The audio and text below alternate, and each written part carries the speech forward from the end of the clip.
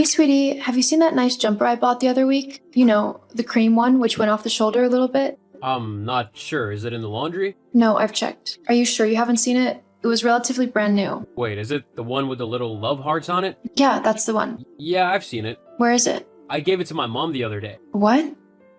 Do you mean that you handed it to her so she could have a look, and you don't know where she put it back? No, I gave it to her. Why would you do that? Well, she saw it the last time she was over. She said she liked it, but I couldn't remember where you bought it. You were at work, so I told her she could have it. But that was my jumper. I literally just bought it. I wore it like once. Why would you give it away like that? You could have just texted me to tell you the store it was from. I couldn't be bothered to text, to be honest. Anyway, you were at work, so you wouldn't have replied for hours, and my mom was heading home then. Look, it's just a jumper. It's not a big deal. You can go buy another one if you're so desperate to have it. I shouldn't have to buy another one as I already bought myself one. Why are you getting that? Do you not want me to treat my mom nicely? Treating your mom nicely would be taking her shopping to buy her own clothes, not giving her mine. Besides, giving her the jumper isn't the problem. Well, it is, but the point is that you just took my things without my permission and gave them away. How would you feel if I gave my dad your new suit? Well, for one, it would never fit your dad in a million years. And two, if you did try to give it to him, then you would find the rest of your stuff in the front yard. Oh wow, real mature. So why shouldn't I do the same to you? Well, it's just a jumper, and my suit is more expensive, so it matters more. You are unbelievable. Is that why you keep giving my stuff away, even though you know it's wrong? Well, yeah, it's my mom. She's more important than anything, so she should get what she likes if that makes her happy. How can you say that? Do you not hear how conceited and horrible you sound? Do you even care that you've actually upset me quite a lot? No, not really. You're always getting upset over nothing. Frankly, I don't know why I put up with you. My mom told me ages ago that I should look for someone better, who isn't such a leech. I'm the leech. Have you actually met your mom? Because I'll tell you right now, she's the only one around her who is being a leech. Don't you talk about my mom like that. She's a saint, and you better not forget it. She's done so much for you, and all you are is ungrateful. What has she done for me? Apart from stealing my clothes and a bunch of other stuff that belongs to me? Yeah, I know this isn't the first thing you've given her, and frankly, I'm sick and tired of it.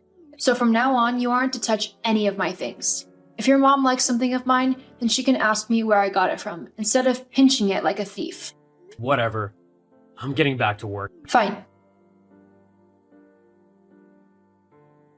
Bethany, dear, did I see you driving a brand new car the other day? Hi, Sheila. Yeah, I just recently took the finance out on it. I'm glad you like it. Oh, I love it, dear. It's so sleek and modern. I've always wanted a car like it. I'll swing by to pick it up later today if that's okay. What are you talking about? Well, Tim said I could have it after he realized how much I liked it the other day. He did what? Yeah, I told him that I'd always wanted a car like it and asked how much it was. Well, I'm sorry, Sheila, but you can't have it. I need my car to get to work. It's a 30-minute commute each way, and public transport just isn't reliable enough. Plus, I've saved up for this myself, so why would you expect me to just give it up? I must say that you're being quite selfish and rude. My Tim will hear about your behavior, don't you worry. Honestly, I don't care if he does or doesn't. It's my car. Why won't you give my mom your car? Because it's mine. How selfish can you get? I saved up for this car with my own money. Nor you or your mom have any right to it. If you don't give me the car, then I swear I will file for divorce and take all that you have. I'll claim that you withheld affection or had an affair and take you for all that you're worth. And do you know the courts will believe me because I'm a man? You really want the car that badly? Fine, you can have the stupid thing, but I'm telling you this now. We are over. The only thing you'll be getting off me in the future are divorce papers. I look forward to it. I'll finally be free of you and can live happily with Darcy.